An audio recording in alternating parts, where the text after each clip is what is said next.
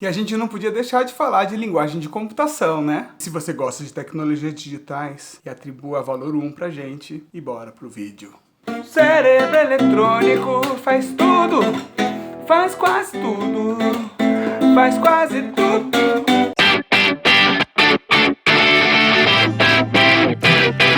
E hoje é a vez de Gilberto Gil com a música Cérebro Eletrônico, de 1969. Gil sempre foi antenado na parabólica Mará, né? Para esta análise, nós vamos entender um pouco de 1969, entender um pouco de computação, entender então o cérebro eletrônico por meio da canção, compreender o contexto histórico. Essa música foi regravada pela Marisa Montes e aí a gente vai falar um pouco do dia de hoje. 1969, ditadura militar, né? O movimento Tropicália misturava guitarra elétrica com berimbau, teve o movimento do destoque, o John Lennon falou o sonho acabou, teve a revolução de Stonewall, estávamos assistindo também um grande avanço tecnológico, né? Guerra Fria, foi o ano que o homem pisou na Lua, o primeiro implante de coração artificial aconteceu em 1969. Os chips já existiam, só que a gente estava ainda na terceira geração dos computadores, só que o mais incrível é que em 1969 é marcado o nascimento da internet. Foi um ano de vários movimentos tecnológicos e humanos. Agora vamos entender por que a computação é tão essencial nisso tudo. Praticamente, o computador é dividido em duas partes, a parte de processamento e a parte de interação. E a interação acontece por meio dos periféricos de entrada e saída, teclado, monitor. Já o processamento faz todas as tarefas baseadas nas entradas, né, nos dados que ele recebe do usuário e também no programa de computador que ele está rodando. O programa de computador nada mais é que uma sequência de instruções do que o processador deve fazer. Vou fazer uma analogia aqui para a gente entender melhor. Vamos pensar que o processador é um cozinheiro. E aí os programas de computador são receitas, bolo, feijão, essas coisas para dar todas as instruções. E os ingredientes são os dados que o usuário fornece para o processador para ele executar as tarefas. E a comida é o resultado de toda a tarefa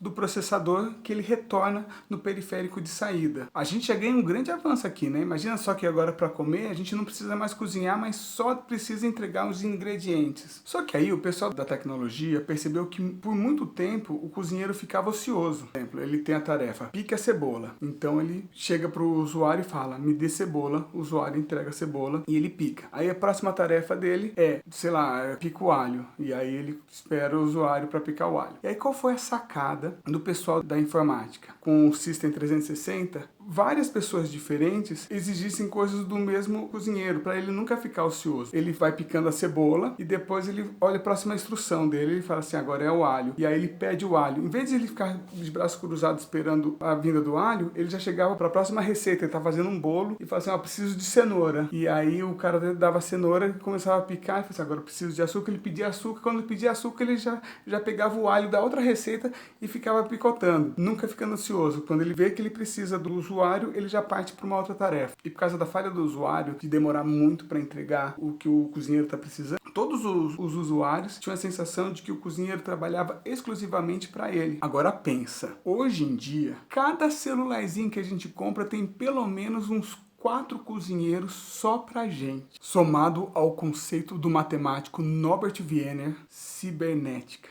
A cibernética já vinha sendo estudada desde 1834 e ela ganhou já esse corpo 4 anos antes do nascimento do primeiro computador. A cibernética, ela estuda como é que os seres humanos e computadores se comunicam e controlam. Praticamente, é um estudo que analisa o comportamento de um sistema diante da mudança de um ambiente que fora causada pela ação de um outro ente. De seres com objetivos próprios e que captam informações, processam as informações, reagem a essas informações e transformam o externo para realizar suas tarefas. Então olha que interessante. Ao mesmo tempo que a gente está falando de robôs, a gente está falando do nosso cérebro. Foi graças a esse conceito que surgiu então a inteligência artificial e podemos nos encontrar no cyberespaço, onde não importa a nossa matéria, pois somos apenas o que nós nos comunicamos e como nós reagimos ao ambiente que também foi criado com a comunicação dos outros. Guarde tudo isso no coração e vamos para a música. A gente percebe então que em 69 o Gil já estava comparando a máquina com o ser humano. Por mais incrível que fosse a máquina, tinha coisas que só o ser humano podia fazer. No meio de um sistema ditatorial, a máquina trabalha para o sistema.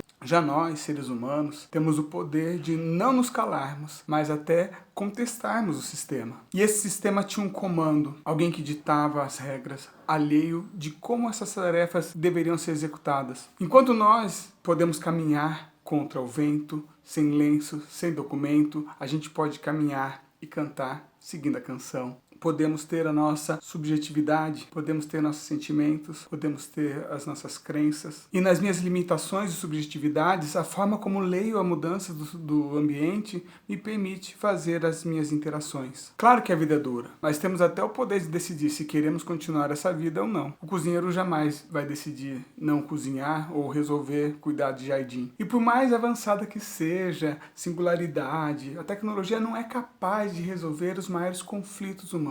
E a música termina com esse recado importantíssimo. Ela fala que nós temos esse potencial, mas temos que estar cientes das nossas limitações. O cérebro eletrônico, então, vem para unir forças com a gente, mas ainda assim, tanto nós como as máquinas temos limitações. Uma outra coisa muito bonita dessa música é que essa reflexão da troca do homem pela máquina. Por mais que as máquinas sejam incríveis e a gente consegue olhar nos homens grandes limitações, o Gil fala assim, olha, se for para escolher, eu fico com a humanidade. Aí depois essa música de 1969 foi regravada por Marisa Montes em 1996. E de lá pra cá o cérebro eletrônico mudou bastante, não foi? Primeiro foi o lançamento do computador pessoal da IBM. As máquinas não estavam mais limitadas às funções de instituições, mas agora estava à disposição da vida pessoal dos indivíduos. Então surgiram sistemas operacionais com interfaces gráficas para melhorar a interação com o ser humano. Aí esses sistemas começaram a trabalhar como multitarefas,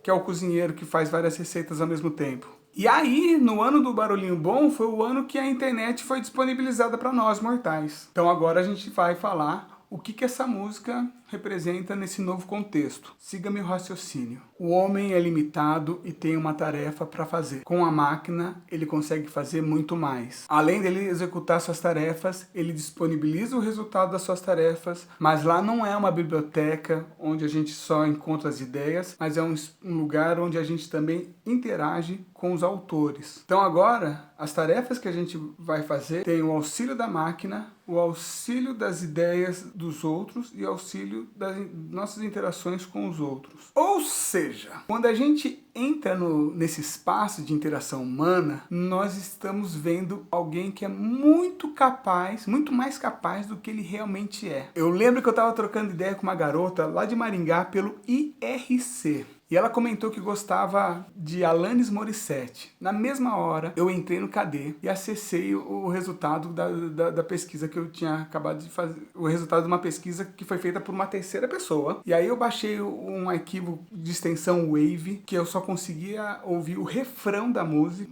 depois de muito tempo. Mas aí eu já tinha lido algumas coisinhas e aí começava a conversar com ela como se eu fosse o grande conhecedor da música. Eu, dentro de casa, naquela mesa, depois da meia-noite, eu era muito mais interessante. Mas aí, em 2007, veio uma outra evolução que permitia eu ser uma pessoa além de mim, mesmo fora do cyberespaço. Eu já era alguém muito melhor do que eu realmente era. Saímos do cyberespaço porque agora, mais do que nunca, éramos verdadeiros ciborgues. Um ser híbrido entre máquina e humano. O problema é que nós não conseguimos distinguir onde começa um e onde termina o outro. E nessa confusão, a gente se sente onipresente, onisciente e onipotente. E se você prestar atenção ao filme Transcendence ou nos estudos de Raymond Kurzweil, diria que a gente, em breve, vai até se sentir eternos. Só que em época de pandemia, a gente evolui e de ciborgues vira nuvem. E você é um cozinheiro em uma caixa à espera das demandas. Um amigo te chama, você atende, precisa desligar, pois estava programado para participar de uma reunião. Durante a reunião, você entra no WhatsApp e resolve 3 pendências ao mesmo tempo. Você reclama que a conexão está ruim. Sabe por quê? Porque o problema é sempre da máquina, nunca do ser humano. E aí, desliga a câmera e começa a lavar roupa. Cozinha também e vai limpando a casa. Você tem várias demandas. E como um cozinheiro, você começa a trabalhar. Mas aí tá faltando um arquivo. Aí você perde a cebola. Como um bom cozinheiro, Você continua com uma nova receita. Só que o WhatsApp não para de te chamar. São 3 grupos diferentes, cada um com suas demandas. Você não consegue acompanhar as 27 conversas de um grupo, porque a cebola acabou de chegar. E se você não responder naquela hora, vai demonstrar um descomprometimento com o projeto. Aí você responde. Aí você volta no grupo que tinha 27 conversas, mas agora tem 35. Mas só que você nem sabe aonde foi que parou. Não é que você não dá conta se você é um ciborgue que tá em casa numa boa. Calma, gente. Calma, porque a morte é o nosso impulso primitivo. Se nem o cérebro eletrônico faz tudo, respeite-se. Seja honesto. Vai lá no grupo do WhatsApp e fala assim, eu não estou dando conta. Porque nisso tá todo mundo em vários grupos falando, vamos lá, vamos lá, vamos lá. E aí a gente tem aquela impressão de que tá todo mundo conseguindo, menos você. Seja honesto com você e com os outros. Isso vai ajudar. E diante de tantas demandas, você só tem 3 coisas para fazer. Só tem 3. Se inscrever, curtir, comentar.